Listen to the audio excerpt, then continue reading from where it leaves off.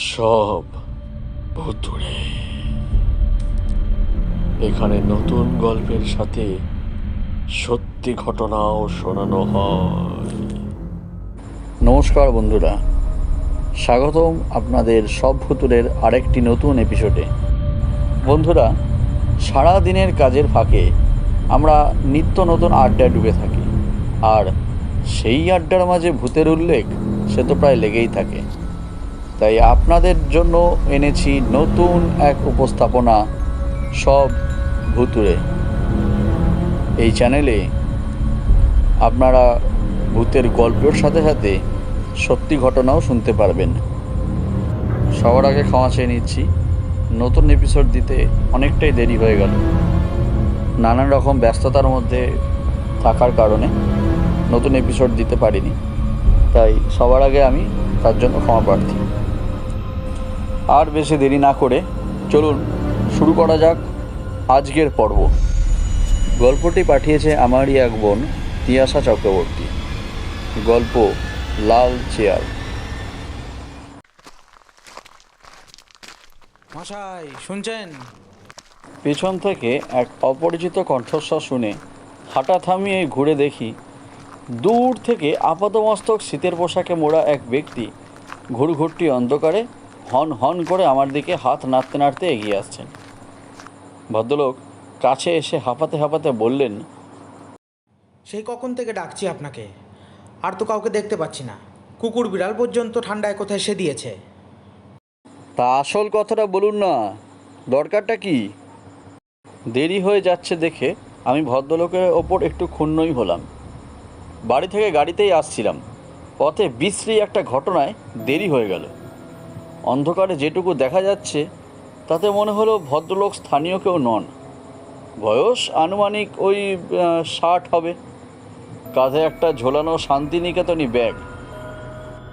না মানে অদ্ভুতের পত্রিকার আমন্ত্রণে সাহিত্য সম্মেলনে এসেছি। সম্পাদক মশাই বললেন কালীনগর স্টেশনে নেমে সামনের রাস্তা ধরে নাক বরাবর 2 মাইল গেলেই একটা মাঠ, সেই মাঠ পেরোলেই আমবাগানের মধ্যে সম্মেলনের স্থান। ভদ্রলোক এক নিঃশ্বাসে কথাগুলো বলে গেলেন। আপনিও সম্মেলনে? চলুন, আমিও যাচ্ছি সেখানে। এই বলে আমি জোরসে হাঁটতে শুরু করলাম। রাত প্রায় 11:30। সম্মেলন শুরু ঠিক রাত 12টায়। অদ্ভুতের পত্রিকা বরাবরই নিশুতি রাতে এই ভৌতিক পত্রিকার সম্মেলন করে থাকে। সারা বাংলার থেকে সমস্ত ভৌতিক গল্পের লেখকদের আমন্ত্রণ থাকে সেই সম্মেলনে।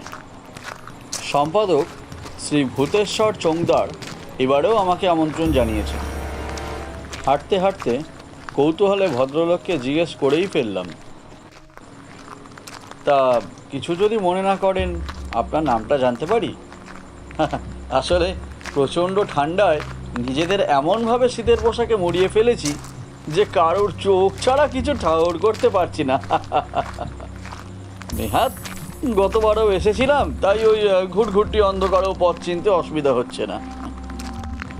ভদ্রলোক দুবার গলা খাঁকড়ি দিয়ে বলে উঠলেন, এই অধমের নাম বিপদরঞ্জন বটব্যাল। আপনি? নামটা শুনেই চমকে উঠলাম।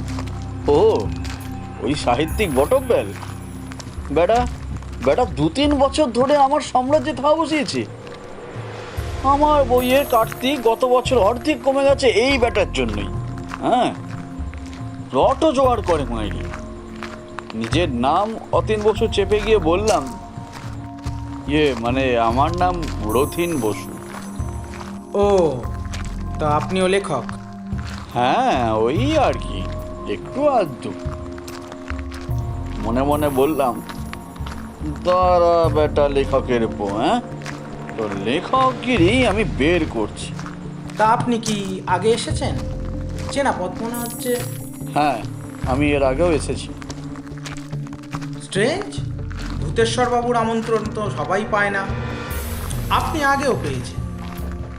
নিশ্চয়ই বড় লেখক, অথচ আপনার লেখা আমি পড়িনি, নামটাও মনে করতে পারছি না।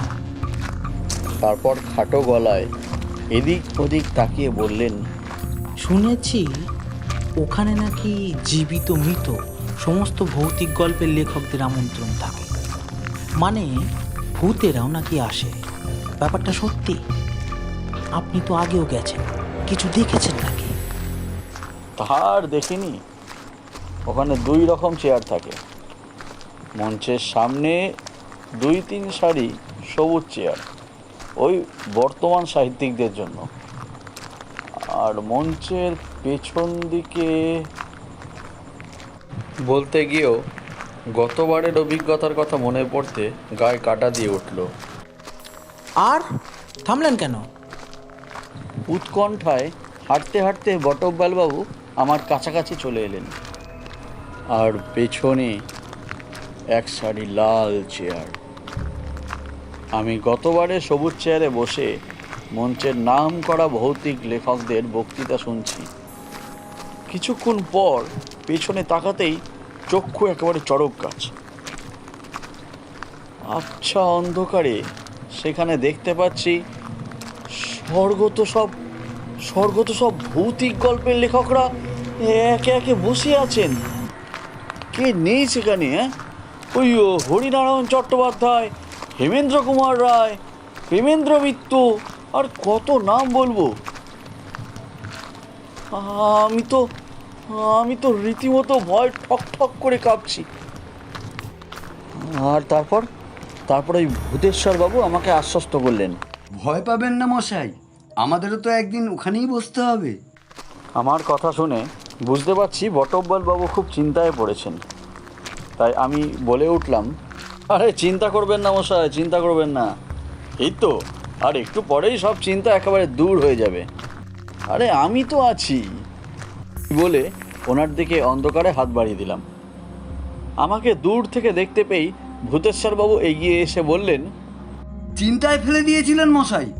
আমি হে হে করে এগিয়ে যাচ্ছিলাম সবুজ চেয়ারে বসবো বলে।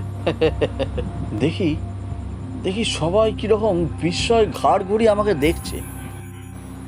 আমি হতবাক হয়ে দাঁড়িয়ে আছি, ব্যাপারটা কিছুতেই বুঝতে পারছি না।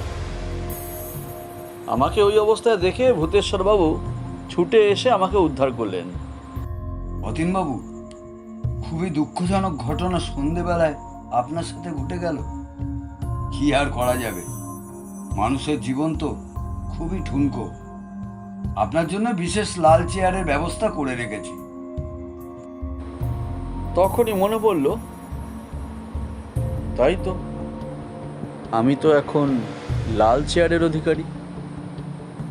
সন্ধেবেলায় আমার গাড়িটা অ্যাক্সিডেন্ট না করলে ওই তো টেবিলের ওপর আমার ফটোতে মালা দেওয়া।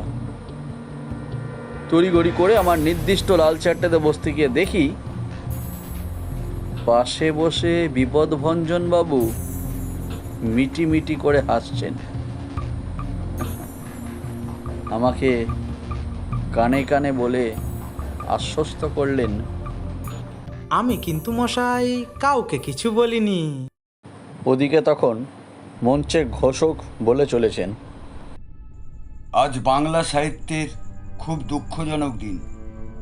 সন্ধ্যাবেলায় প্রখ্যাত সাহিত্যিক শ্রীযুক্ত অতীন বসু গাড়ি অ্যাক্সিডেন্টে প্রয়াত হয়েছেন।